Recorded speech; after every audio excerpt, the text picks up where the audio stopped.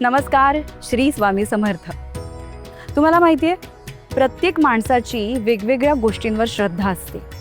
काहींची आपल्या कामावर असते, काहींची आपल्या कलेवर नितांत श्रद्धा असते किंवा काहींची देवावर असते. त्यांचा हा श्रद्धेचा प्रवास हा आयुष्यभर अविरत अखंडपणे सुरू असतो आणि या श्रद्धेचं कृपाफळ सुद्धा त्यांना वेगवेगळ्या रूपात अनुभवायला मिळतं.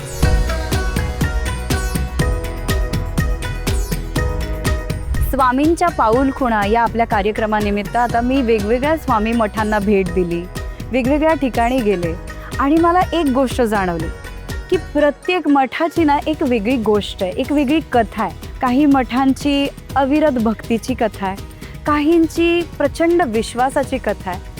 तर आज आपण एका नव्या मठामध्ये आलेलो आहोत आणि त्याचा इतिहास, त्याची काय गोष्ट आहे ते जाणून घेऊया या माझ्यासोबत. आज आपण आलेलो आहोत मुंबईतील करी रोड विजय दत्त स्वामी समर्थ या मठामध्ये. या मठाचा इतिहास काय आहे, इथली आध्यात्मिक परंपरा काय आहे ते आज आपण जाणून घेणार आहोत.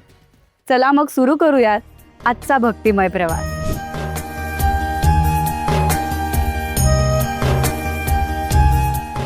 श्री स्वामी समर्थ या मंत्रोच्चारातच भक्तांना मिळते एक वेगळी ऊर्जा, एक अढळ विश्वास आणि जीवनातील प्रत्येक संकटावर मात करण्याची प्रेरणा. मुंबईतील करी रोड परिसरात महाराष्ट्र हायस्कूल जवळ वसलेला विजय दत्त स्वामी समर्थ मठ हा असाच एक पवित्र आध्यात्मिक केंद्र आहे. 2024 साली स्थापन झालेला हा मठ आज हजारो स्वामी भक्तांच्या श्रद्धेचं स्थान बनला आहे. देशभरातील अनेक स्वामी समर्थ मठांमध्ये स्वामींची मूर्ती स्वस्तिकासनात विराजमान असल्याचं पाहायला मिळतं. मात्र विजय दत्त स्वामी समर्थ मठाची ओळख त्याच्या वेगळ्या मूर्तीमुळे आहे. येथील मूर्तीमध्ये स्वामी समर्थ जणू विशाल वटवृक्षाच्या छायेखाली विराजमान आहेत अशी अनुभूती मिळते. भारतीय संस्कृतीत वटवृक्ष हा स्थैर्य, ज्ञान आणि आश्रयाचं प्रतीक मानला जातो. त्यामुळे या मूर्तीचं दर्शन घेताना भक्तांना स्वामींच्या कृपाछत्राखाली असल्याचा भाव अनुभवायला मिळतो. स्वामींच्या मूर्तीच्या पाठीमागे साकारलेली श्रीकृष्णाच्या ब्रह्मांड नायक स्वरूपाची भव्य कलाकृती या मठाचं आणखी एक प्रमुख आकर्षण आहे. विश्वरूप धारण केलेल्या श्रीकृष्णाची ही कलाकृती आणि समोर विराजमान असलेले श्री स्वामी समर्थ या दोन्हीचा संगम भक्तांच्या मनात भक्ती आणि अध्यात्माचा विलक्षण अनुभव निर्माण करतो. या मठात येणाऱ्या प्रत्येकाचं लक्ष सर्वप्रथम वेधून घेते ती स्वामी समर्थांची ही वैशिष्ट्यपूर्ण मूर्ती. पण या रूपामागची संकल्पना नेमकी काय आहे आणि या मठाची स्थापना कशी झाली ते आज जाणून घेऊया.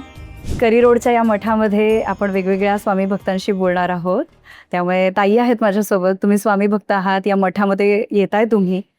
काय आहेत स्वामी तुमच्यासाठी? स्वामी हे खरं ब्रह्मांड नायक आहेत. स्वामींची आपण कुठच्याही गोष्टीत तुलना करू शकत नाही. आम्ही त्यांची सेवा करतो, त्या सेवेचं फळ ते आपल्याला योग्य प्रकारे देत असतात. आणि अनेक समस्यातून मी बाहेर पडले स्वामींच्या कृपेने. माझ्यावरती एवढ्या समस्या आल्या आहेत ना की त्या कुणा म्हणजे आले असे सगळ्यांकडे, पण मला त्याच्यातून मी खूप सहन केलं. स्वामींनी मला सही सलामत त्याच्यातून बाहेर काढलेलं आहे. स्वामींनी तारलं मला. आणि एकदा काय झालं तर माहितीये, मी अशी जात होते बाहेर सांताक्रूजला आणि माझ्याकडे पैसे होते, मी बघितले ना आणि मी याचा प्रवास जाते तिकीट काढायला. मला आता असं वाटलं की मी मालाडवरून स्टेशन चालत जाणार. स्वामी मी तर काय करू. मी भरपूर वेळा माझी पर्स चेक केली की मला 15 रुपये तिकीटला तरी माझ्याकडे असू दे.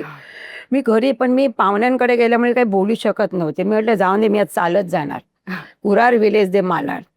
आणि ना मी परत ना रिक्षावाल्याकडे आले, मला बुद्धी झाली की परत चेक करावं. तर पर्सच्या एका कोपऱ्यात 20 रुपयाचं कॉईन मिळालं. असं एक ना 3 वेळा झाले माझ्या बाबतीत. ही एक स्वामीची फार मोठी कृपा आहे. आणि त्यावेळी माझ्या डोळ्यातनं खूप पाणी आलं की म्हणजे स्वामी आपल्या पाठीशी, भक्ती कुठे वाया जात नाही, स्वामी आपल्या पाठीशी. खरंय, स्वामी तुमच्या पाठीशी असेच सदैव राहोत ही इच्छा व्यक्त करते आज.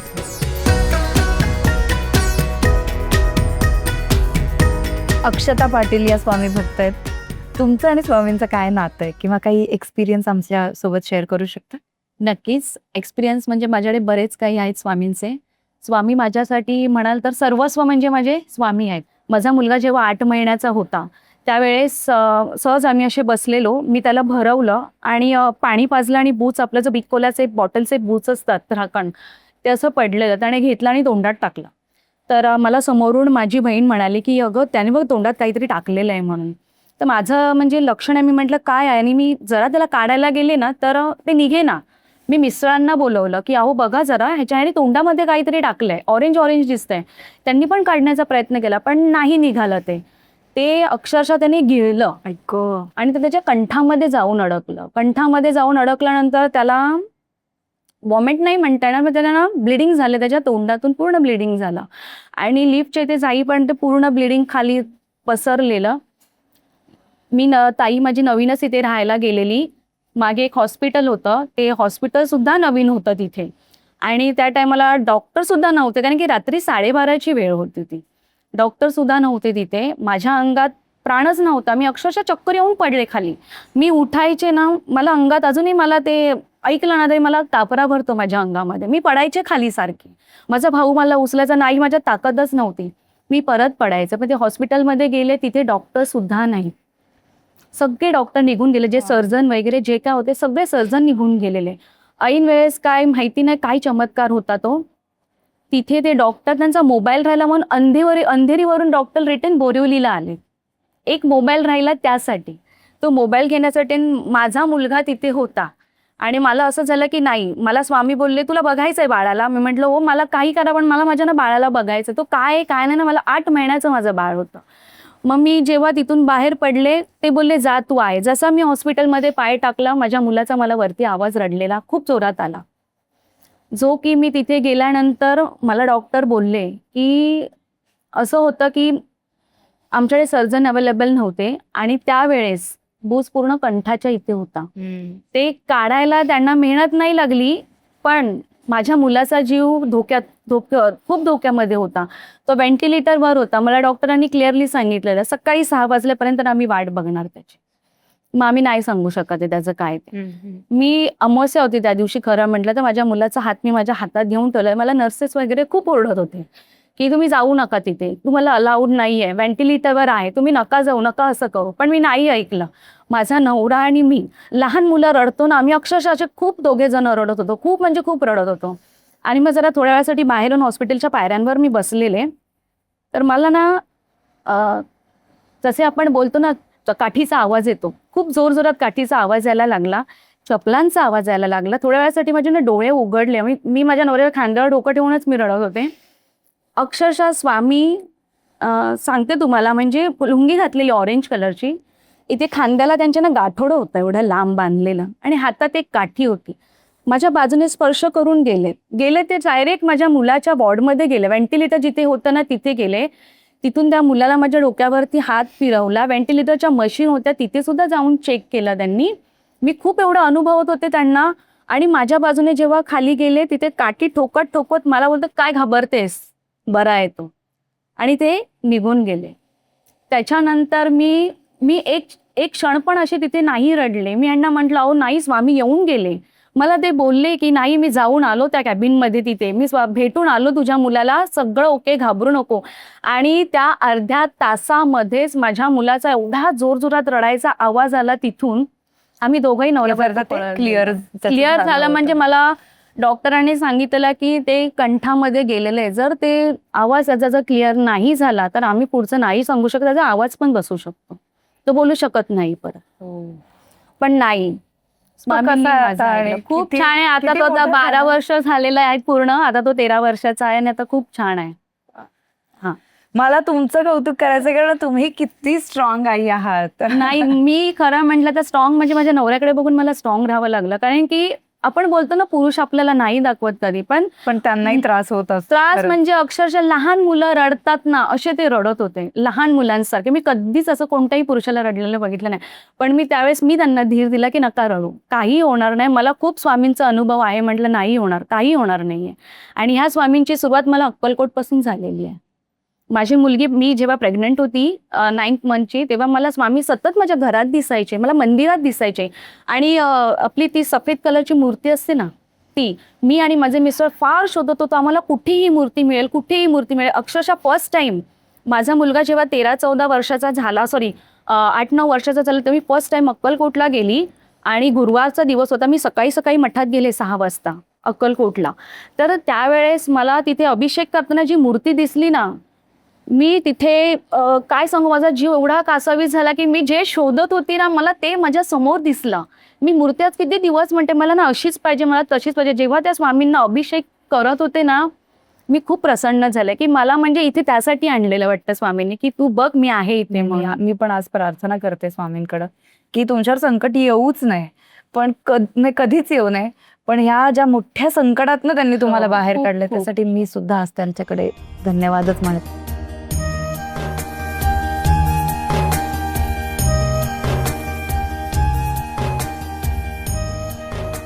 श्री स्वामी समर्थ. स्वामी समर्थ. कौस्तुभ, तुम्ही आमचा अख्खा एपिसोड आम्ही हे शूट करतोय, पहिल्यापासून आहात, तुम्ही ऐकताय. तुम्ही इथे कायम येता आणि तुमचं स्वामींशी काय नातं आहे हे मला जाणून घ्यायचं आहे. नक्की सांगतो. स्वामी, आमच्या नजरेत स्वामी काय आहेत ते आम्हाला जसं बालपणापासून भाईने संस्कार दिले. माझ्या आई वडिलांचं लग्न भाईंनी लावलं, इतके जुने रिलेशन. त्याच्यामुळे भाईंशी आणि भाईंच्या कुटुंबाशी लहानपणापासून नातं. आणि भाईंनी जसे आम्हाला स्वामी दाखवले तेच आम्हाला बालपणापासून ते स्वामी आम्हाला पाहायला मिळाले. स्वामी आहेत ही आई आहे आणि लहान मुलं आहे ते मी आहे. आणि स्वामी आणि बाळ यांच्यामध्ये एक नाळ असते, ती म्हणजे आमचे भाई आहेत. या सर्व विजयदत्त स्वामी समर्थ मठाची नाळ हे भाई आहे. भाईंनी जसे आम्हाला स्वामी दाखवलेत, इतर जगाला जे स्वामी माहिती आहेत त्यापेक्षा आणखी सुंदर रूप स्वामींचं हे आम्हाला भाईंनी दाखवलं, जे तुम्ही आता काही वेळापूर्वी तुम्ही स्वतः अनुभवलं की स्वामी काय आहेत हे त्यांनी दाखवलं. आणि दादाची इच्छा, श्रीओम दादाची इच्छा खूप होती की स्वामींची सेवा माझ्याकडून घडावी, अशी त्याची इच्छा होती. त्यामुळे मला स्वामींच्या इतकं जवळ जाता येतं, इतकं स्वामींना लहान बाळासारखं गोंजारता येतं. हे भाग्य मला लाभले त्या दोघांमुळे. आणि आता इतके जे सेवेकरी येऊन गेले, त्या सेवेकऱ्यांनी तुम्हाला एक गोष्ट आवर्जून सांगितली की आम्ही स्वामींच्या पुढे उभं राहिलो इथे की आम्ही काय मागायचं हे विसरून जातो. खरंय खरं. आणि कित्येक सेवेकरी असे आहेत, स्वामी भक्त असे आहेत. त्या प्रश्नाचं उत्तर भाईंचं सान्निध्य मला खूप लाभलं, हे माझं भाग्य आणि माझ्या आईवडिलांची पुण्य आहे. भाईंनी सांगितलं एका गोष्टीमधून ह्याचं उत्तर सर्वांना मिळेल. भाईंवर स्वामी विवेकानंदांचा पगडा एकदम जबरदस्त आहे. त्यांच्या विचारांनी प्रेरित झालेले आमचे भाई. जेव्हा स्वामी विवेकानंद आणि रामकृष्ण परमहंस यांच्यामध्ये एक संवाद झाला, तेव्हा स्वामी विवेकानंदांनी रामकृष्ण परमहंस यांना सांगितलं, यंग होते स्वामी विवेकानंद, अध्यात्मात इतके पुढे गेलेले की इतर गोष्टींमध्ये रस नव्हतं, तरी पण जगामुळे वाटणं साहजिक होतं. आपलं पण तसंच आहे. स्वामींसमोर आलो की काही नको वाटतं, फक्त स्वामी हवेत. पण इथून बाहेर गेलो की की परत सगळं हवं हां, असतं. सगळं हवंसं बरोबर, वाटतं. तसंच त्यावेळेला झालं काहीसं विवेकानंदांचं. आता ठरवलेलं स्वामी विवेकानंदांनी की आज मी काली मातेसमोर उभा राहणार आणि मला जे जे हवंय ते सगळं मागणार. हे सगळं मला भाईंनी सांगितलेलं. आता ठीक आहे, परमहंस सुद्धा बोलले की जा, इच्छा आहे तुझी तर माग आईकडे, तू एवढा लाडका असता देणारच तुला. आणि स्वामी विवेकानंद ठरवून गेले की आज मला हे पाहिजे, मी हे काली मातेकडे मागणार आणि मला ती देणारच आहे. माझी आई आहे, तिच्याशिवाय माझे हट्ट पुरवणार कोण? तीच पुरवणार. जसे काली मातेसमोर स्वामी विवेकानंद उभे राहिले, तसे तिचं रूप पाहता पाहता जे जे हवंय ते सगळं विसरून गेले आणि तिच्या रूपाकडेच बघत बसले. आता ठरवून तर गेलेले सगळे, बाहेर येताना विनमुख होऊन परमहंसांसमोर उभे राहिले. बोलले की जे जे मागायचं होतं ते आज सुद्धा नाही मागितलं. असा झालो. मग परमहंसांचं एक वाक्य स्वामी विवेकानंदांना बोलले, ज्या वेळेला तू कालीमध्ये समोर उभा राहतोस, तू इतका तर स्वार्थी नाहीच आहेस की फक्त तू स्वतःसाठी मागशील. आणि जे विवेकानंदांकडून करायचं होतं काली मातेला, जे विश्वाला विश्वगुरु जो द्यायचा होता, जर त्यांनी स्वतःपुरता मागितलं असतं तर जगाला विश्वगुरु मिळाले नसते कधी. काली मातेने जे दिला ते त्यांना हे दिलं की ते विश्वव्यापक झाले. तसं आपण किती ठरवलं, मी पण ना प्रामाणिकपणे सांगतो, जेव्हा जेव्हा ठरवून येतो कधी कधी, आता एवढं भाईंचे संस्कार असून पण जगासोबत राहतो, कामात जातो, सगळं कल्चर वगैरे, काही त्यांचे म्हणजे असतात ना, एक शिंतोडे उडतात ना सफेद कपड्यावरती, असे उडतात की मला हे हवं. जेव्हा जेव्हा इथे येतो किंवा स्वामींच्या समोर उभा राहतो इथे, त्यावेळेला पहिले शंकर महाराजांना स्पर्श करतो ना, स्वामी का जवळ करतात? कारण की त्यांना स्पर्श करण्याच्या आधी किंवा त्यांच्या समोर उभं राहण्याच्या आधी मला जे जे हवं आहे ते पहिले पुसून टाकतात. हे भाईंचे संस्कार आहेत. आपल्याला जे जे हवं आहे ते पुसून टाकायचं. स्वामींना जे हवं आहे, आपल्यासाठी जे चांगलं आहे ते स्वामी निवडून देतील. तू मध्ये बोलायचं नाही. हे भाईंचे संस्कार आहेत आमच्या. तुला जे हवं ते तू मागायचं नाही. स्वामींना जे हवं आहे ते 100 पटीने तुझ्या विचारांच्या पलीकडे असणार, ते तुला देणारच. कारण की आपल्यापेक्षा स्वामींना आपली जास्त काळजी आहे. आपल्याला आपलं कसं होईल. आईला माहिती आहे की ह्याला बाळाला ह्या काय वेळेला पाहिजे. हे पाहिजे, खरं त्या वेळेला द्यावं. मला असं वाटतं तुम्ही भाईंचे शिष्य अगदी नाही. शोभून वाटतं, कारण तुम्ही Sorry. खरंच खूप सुंदर बोलता, ऐकत राहावं असं वाटतं. त्यांचीच कृपा आहे. आता येताना पण मी त्यांना सांगितलं, भाई तुम्ही बोला. स्वामी श्री समर्थ. स्वामी श्री समर्थ. स्वामी.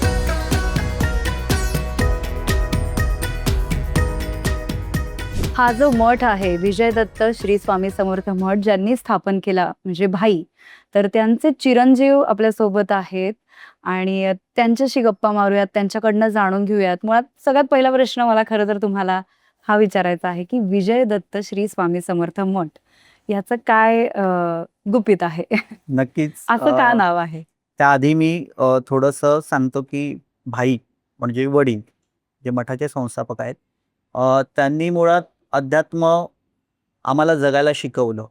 त्यांचं सांगण्यातून म्हणजे आमच्या मठाचं एक ब्रीदवाक्य असंही आहे जे लोकांना माहिती नाही आहे, श्रद्धेतूनच अंधश्रद्धेचं निर्मूलन. त्यामुळे आपल्या या मठामध्ये कुठेच अंधश्रद्धा हा विषय नसतो. शिवाय ज्या कोणी अंधश्रद्धा किंवा त्याच्या पलीकडे जाण्याचा त्यांचा प्रयत्न असतो त्यांना आम्ही बरोबर लाईने, बाबा स्वामींशिवाय कोणतीच शक्ती नाही, निगेटिव्हिटी आपल्या मठात नाहीच नाही आहे. एक स्वामींचे फार मोठे संशोधक आहेत, ते सगळ्यांच्या परिचित आहेत. त्यांचं नाव आहे मिलिंद पिळगावकर. त्यांनी एक पुस्तक आणून दिलं होतं, अवतारकांड. त्यातल्या मला वाटतं 8व्या अध्यायामध्ये स्वामींचं नाव बालपणाचं म्हणजे जे विजय दत्त हे नाव त्यांचं तिथं दाखवलं गेलं आणि मला ते खूप आवडलं. काहीतरी जसं हवं किंवा स्वामींना जे हवं आहे कदाचित हेच हवं असणार. विजय दत्त श्री स्वामी समर्थ मठ आणि योगायोगाने माझ्या वडिलांचं नाव विजय नाव आहे, त्यामुळे विजय दत्त स्वामी समर्थ मठ हे मठाचं नाव फायनल केलं. असं. आता हे तर आम्हाला कळलं, पण मला हे तुम्हाला विचारायचं आहे की तुम्ही त्यांचे चिरंजीव आहात. लहानपणापासून तुम्ही स्वामी भक्ती केली असेल, त्याबद्दल तुम्हाला सगळं माहिती आहे. पण तुमची स्वतःची काय भावना आहे स्वामींविषयी? नाही, कसं आहे ना, सगळ्यात महत्त्वाची गोष्ट स्वामी भक्त होणं फार कठीण आहे, किंबहुना स्वामी भक्त होणं सोपं नाही आहे. आजपर्यंत माझ्या आयुष्यात मी पाहिलेले स्वामी भक्त 3च आहेत. 3 किंबहुना अजून असतीलही, पण माझ्या डोळ्यासमोर मी पाहिलेले एक तर चोळप्पा महाराज, बाळप्पा महाराज आहेत, स्वामीसुत महाराज आहेत. अशी बोटावर मोजणे इतकी त्यांची नावं आहेत. आणि शेवटचं नाव मी माझ्या वडिलांचं घेईन, कारण माझ्या जन्मापासून मी पाहत आलेलो आहे त्यांची स्वामींची जी सेवा आहे ती खूप अलौकिक आहे, विलक्षण आहे. आणि प्रत्येक वेळी प्रत्येक क्षणाला जरी उचकी लागली स्वामी हो, हो ना. जांभई आली स्वामी हो, म्हणजे प्रत्येक श्वासामध्ये पंचप्राण त्यांना आपण अर्पण करतोय तशा पद्धतीने त्यांनी आजपर्यंत आयुष्य जगत आले. आणि या मठाचा इतिहासच मुळात सांगताना मला खूप त्या गोष्टी आठवल्या तरी मला खूप भरून येतं, कारण हे सोपं नव्हतं सगळं. इतक्या हजारो लाखो करोडो लोकांमधून स्वामींनी आमची निवड केली ना, हे माझं अहोभाग्य आहे. अहो म्हणजे महत्भाग्य आहे. माझा जन्म सार्थकी लागला बॉस. मला आता याच्या पलीकडे काहीच नको वाटतं. मला असं असं वाटतं की त्यांनी सुद्धा हट्टाने ही जागा इथली मिळवली आहे, हा, कारण ह्या मठाचा जो इतिहास आहे बरोबर. किंवा इथे स्थापन करण्याच्या आधीचा जो तुमचा स्ट्रगल आहे त्याबद्दल खरं तर आम्हाला जाणून घ्यायचं आहे. नक्कीच सांगेन मी. याची सुरुवात अशी झाली, माझा जन्मच मुळात आध्यात्मिक या घरामध्ये झाला.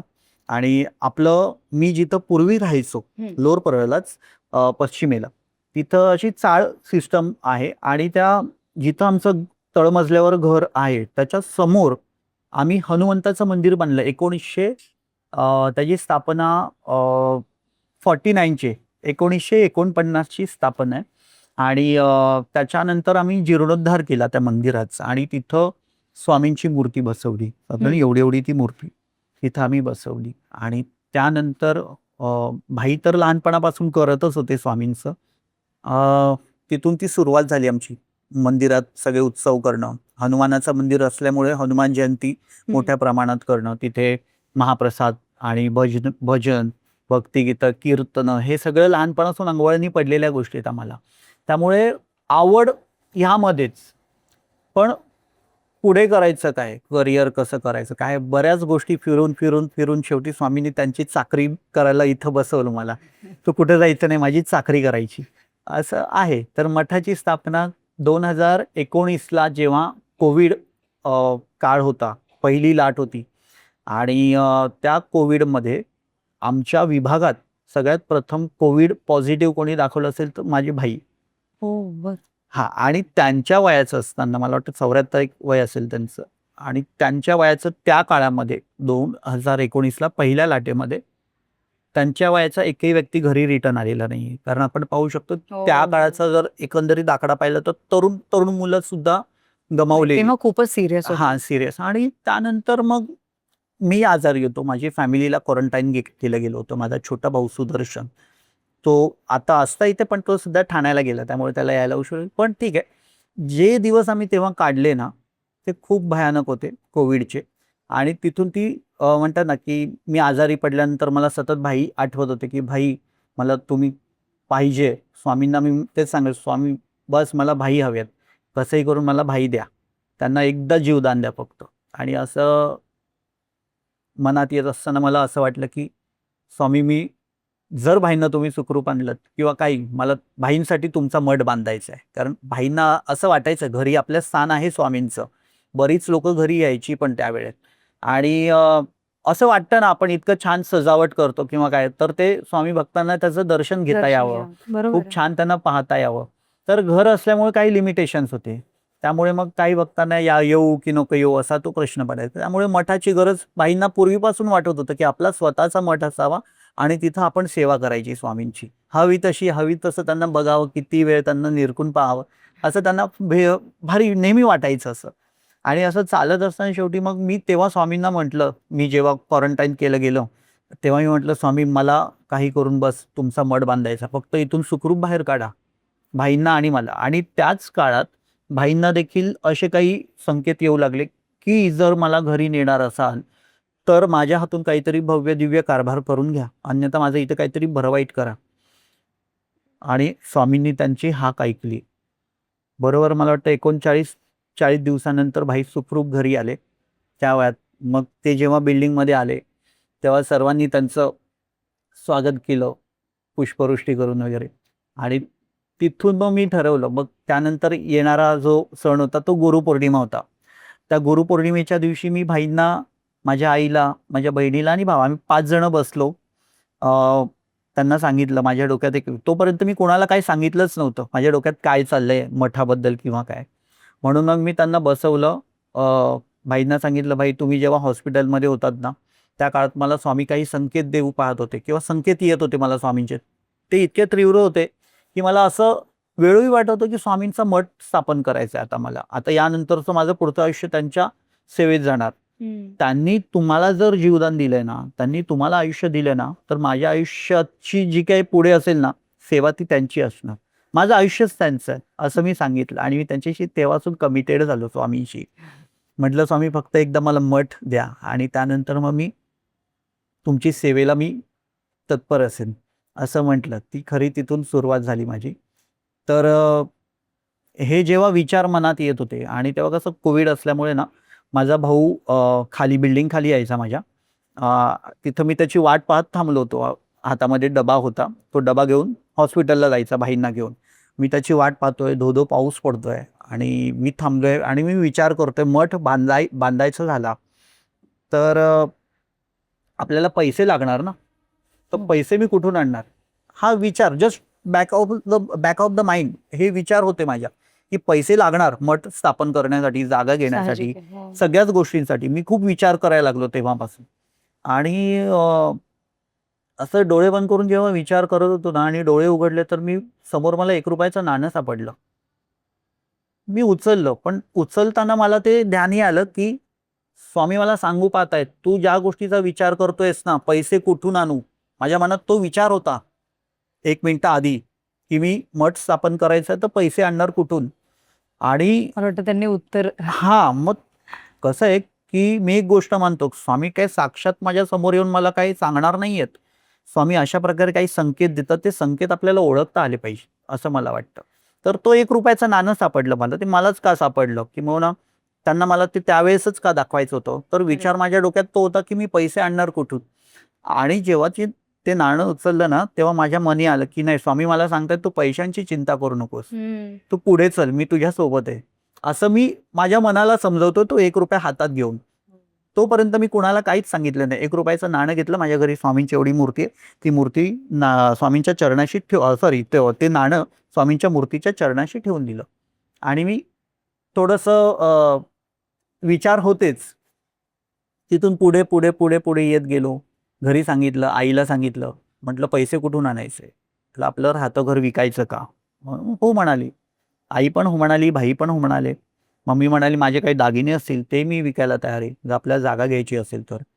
राहतं घर विकू, मठात राहू, सेवा करू, सगळं करू. पण तुला जर वाटतंय ना, स्वामी काही संकेत देत आहेत ना, तर आपण नक्की स्वामींचा मठ बांधू."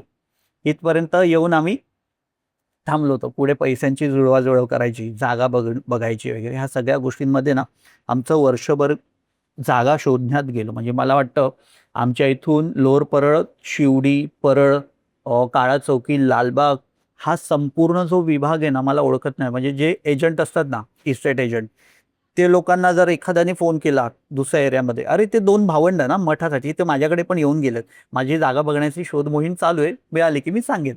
असं म्हणजे आम्ही फेमसच झालो. "अरे ते 2 भावंड ना मठासाठी जागा शोधतायत, ती येऊन गेलेत माझ्याकडे." असं ते दुसरा एजंट तिसऱ्या एजंटला सांगायचा. ते असं चालूच होती. त्या सगळ्या घडामोडींमध्ये ना, आम्हाला एक जागा आवडली. ती होती परळ विलेजमध्ये.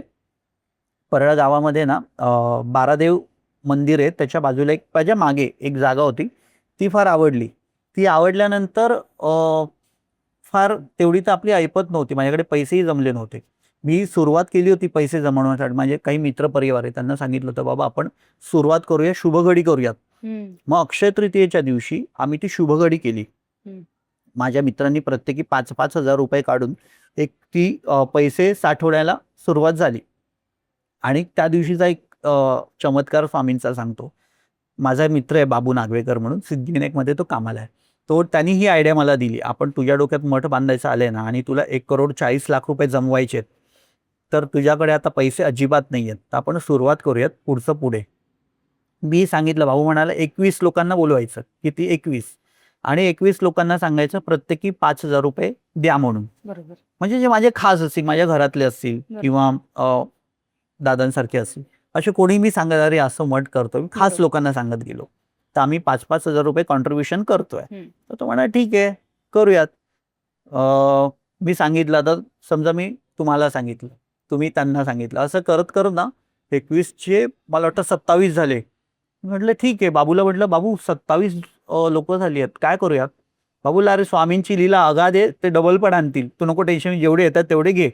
म्हटलं ठीक आहे. आणि जेव्हा आम्ही अक्षय तृतीयेला तो कार्यक्रम केला, सेकंड डेला आम्ही जेव्हा पॅकेट सगळ्यांनी हे केलं, एनव्हलप केले होते आणि ते ठेवले होते. सेकंड डेला आम्ही जेव्हा ते एनव्हलप मोजले ना, बरोबर 42 एनव्हलप होते. बरं 42 असले तरी पण ती प्रत्येकाने ₹5,000 ठेवले नसतील. आता तुम्हाला माहिती आहे 5,000 आहेत, पण त्यांना माहिती नाही ना किती ठेवायचे आहेत. त्यावेळेस कदाचित त्यांनी जास्तही ठेवले असतील जास्त, काही कोणी लोक. 101 ठेवले, कोणी कोणी कमी 1,001 ठेवले, कोणी 10,000 पण ठेवले. प्रश्न पैसे किती झालेत तो नको. पण नंतर आम्हाला असं वाटलं की ₹5,000 जर का ठेवले असतील तर साधारणतः 21 जणांचे ₹1,00,000 आम्ही असं माइंडमध्ये ठेवलं होतं.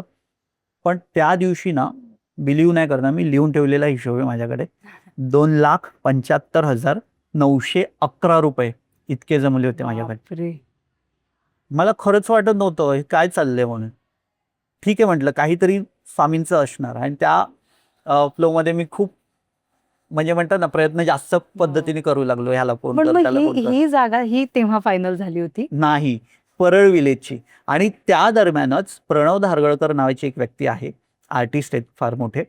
तर ते जेव्हा जेव्हा मला भेटायचे ना, ते मला प्रत्येक वेळेस म्हणायचे की अरे मठ स्थापन करतोय मला कळलं, पण तू लक्षात ठेव जिथं औदुंबराचं झाड असेल ना तीच जागा तू फायनल कर. म्हटलं ओके. त्या व्यक्तीने मला 4 ते 5 वेळा भेटून ही गोष्ट सांगितली.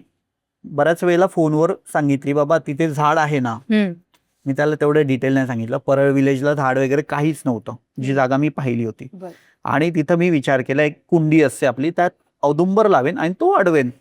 आणि मला त्याला मी ते म्हणतात टाळू लागलो, त्या माणसाला मी, प्रणव दादाला मी टाळू लागलो.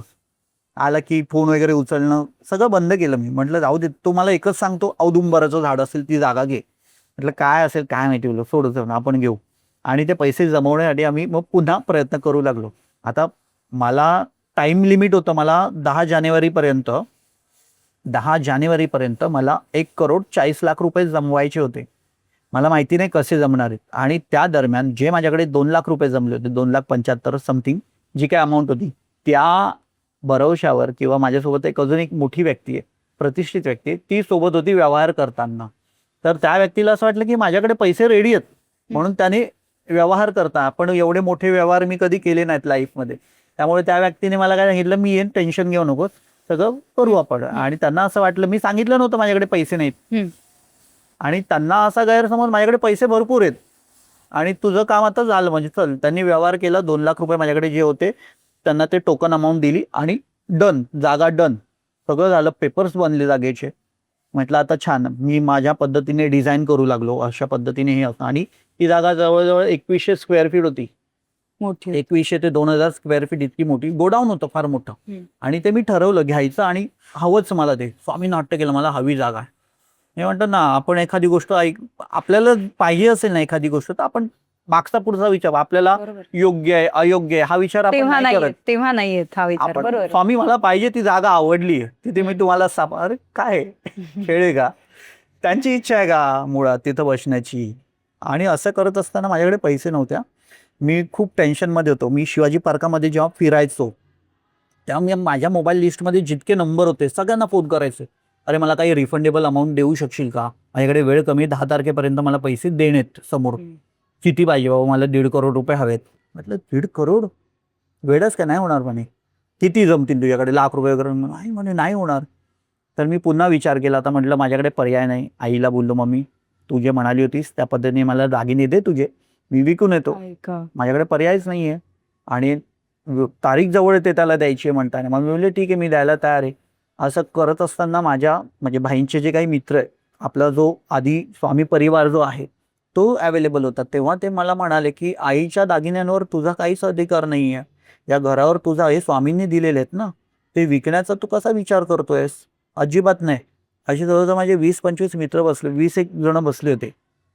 त्यांनी तिथे मला शब्द दिला, कधीपर्यंत पाहिजे तुला पैसे. म्हणलं 10 तारखेपर्यंत, टेन्शन घेऊ नको. अक्षरशः मला त्या लोकांनी 1-1 लाख रुपये काढून दिले. असे म्हणजे 25 लाख रुपये तिथे एका क्षणात साठले. 25 लाख रुपये ही सोपी गोष्ट नाही. त्याचं कारण सांगतो. एक त्यामध्ये असे 3-4 जण ह्या लोकांनी मला लोन करून पैसे दिले. त्यांची देण्याची जी भावना होती ना मला, ती खूप अमूल्य आहे. म्हणजे म्हणतात ना की ती पैशात नाही कधी मोजता येणार. शिवाय त्यांचं पण भाग्य तितकंच आहे की या मठासाठी त्यांना योगदान करण्याचं भाग्य स्वामींनी दिलंय, संधी दिली. खरंय. स्वामींसाठी जो एक घास देतो ना, स्वामी त्याच्या 1000 घासांची सोय करतात.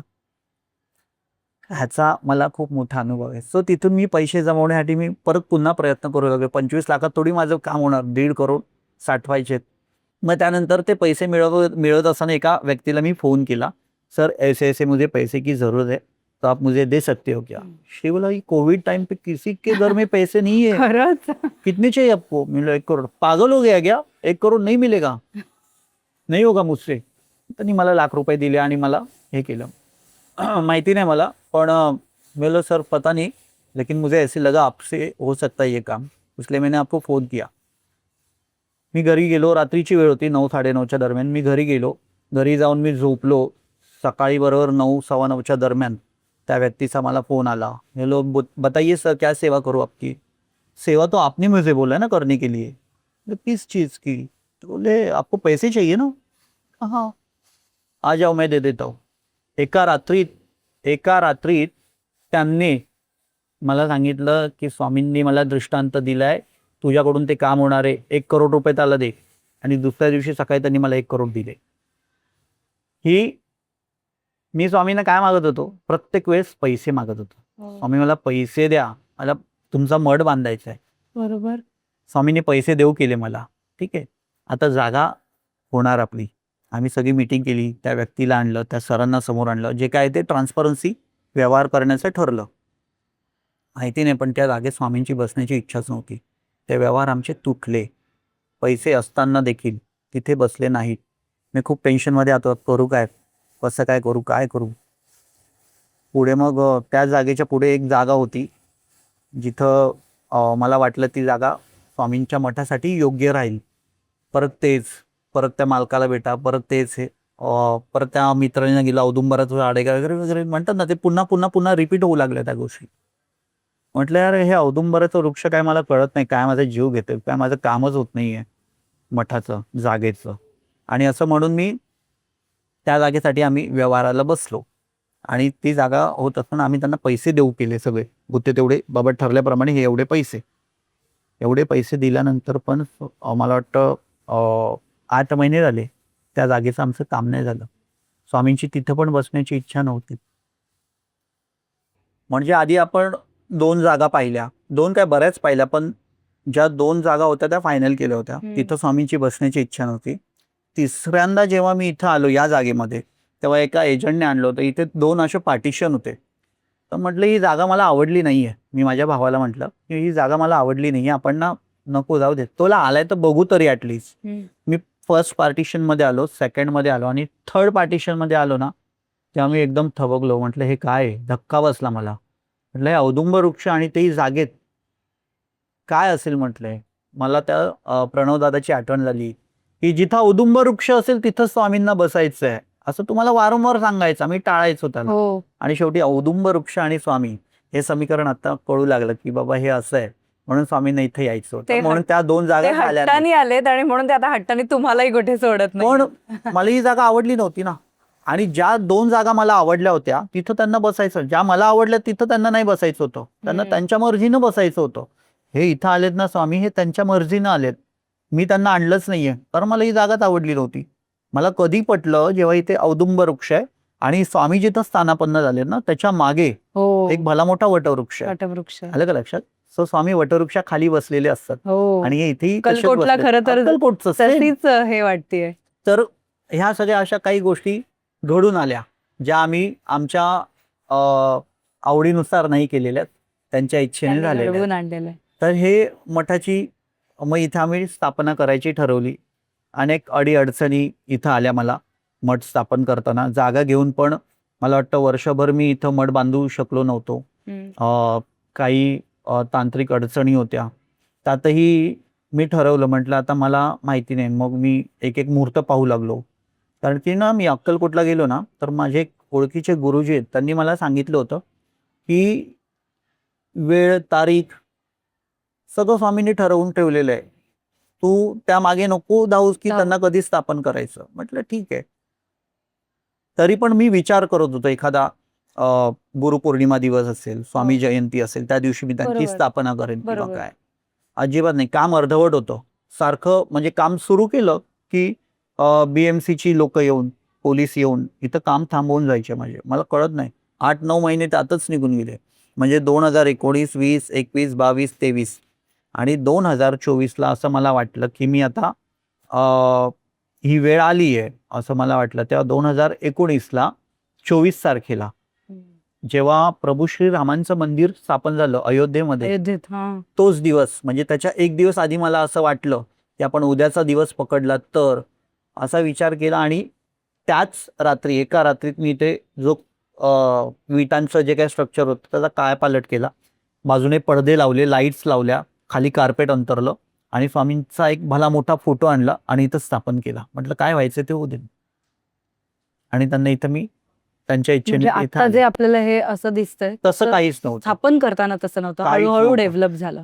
ज्या पद्धतीने प्रभू श्रीरामांचं मंदिर अर्धवट अवस्थेत होतं, तसं आपलं मठ पण अर्धवट अवस्थेत नाही पण खरंच मी पण आता पाहिलं की अगदी वटवृक्षाच्या छायेत हा मठ आहे आणि आल्यावर इतकं प्रसन्न आणि इतकं सुंदर वाटतंय. आणि ती पॉझिटिव्हिटी, अजून तुमचा एक जो स्ट्रगल आहे, हा जी परीक्षा त्यांनी घेतली आहे, मला असं वाटतं ती सफल अजून झाल्या. एक अलौकिक गोष्ट, त्याच दिवशी म्हणजे माझा एक मित्र आहे नागपूरला, मूर्तिकार आहे. त्यांना मी वर्ष झालं की मला रामाची मूर्ती हवी असं मी सांगायचो. पण त्या व्यक्तीने मला त्याच दिवशी 24 जानेवारीला 22 जानेवारीला जेव्हा प्रभू श्रीरामांचं मंदिर स्थापन झालं, त्याच दिवशी तर मूर्ती आली. म्हणजे प्रभू श्रीराम पण आले, स्वामी पण आले. आणखी अजून एक महत्वाची गोष्ट, तुम्ही इथं आल्यावर आता काय म्हणालात, मला खूप प्रसन्न वाटलं. ते उगाच नाही वाटलं, त्याचं कारण आहे. स्वामी ऑलरेडी इथे आहेतच. पण ह्या प्रत्येक विटेवर ज्या वीट लागतात ना हो, बांधकामाच्या, त्या बांधण्यासाठी. प्रत्येक बांधकामाच्या विटेवर आम्ही श्री स्वामी समर्थ, श्री स्वामी समर्थ असं लिहिलेलं आहे. जवळ 8,000 विटांचं बांधकाम झालं. त्या प्रत्येक विटावर भाईंनी स्वतःच्या हातानं खडूने श्री स्वामी समर्थ हे लिहिलेलं आहे.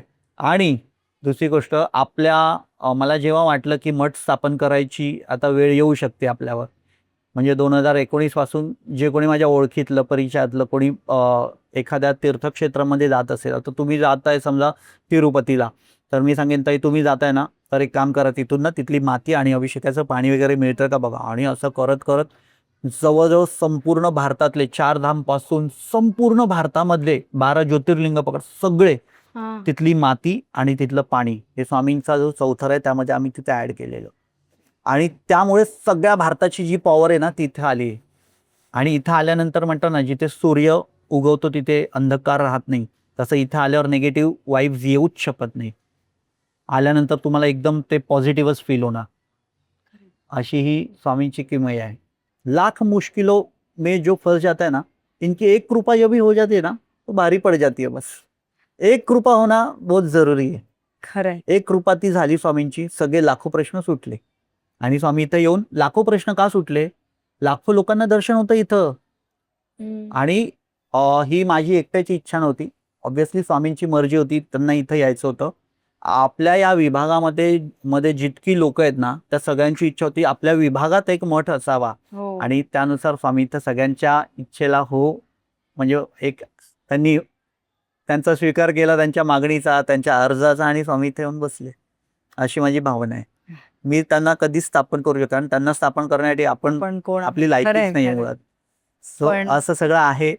स्वामी खूप छान सेवा करून घेतात. आणि मठ बांधण्याच्या आधीच माझी एक स्वतःशी कमिटमेंट होती की आपल्या मठामध्ये आपल्या सनातन धर्मामध्ये येणारे सर्व सण साजरे करायचे आणि ते हो, आम्ही लोकांपर्यंत असं ऐकलं पोहोचवायचे. इथे प्रत्येक उत्सव अत्यंत उत्साहात साजरा त्याचं होतो. कारण काय माहितीये का, आज आपली जी संस्कृती आहे ती लोकांना कळली पाहिजे. आपण कोणत्या दिवशी, आता अमावस्या, दीप अमावस्या येईल, लोक गटारी अमावस्या म्हणतात, पण आम्ही त्याला दीप अमावस्या म्हणतो.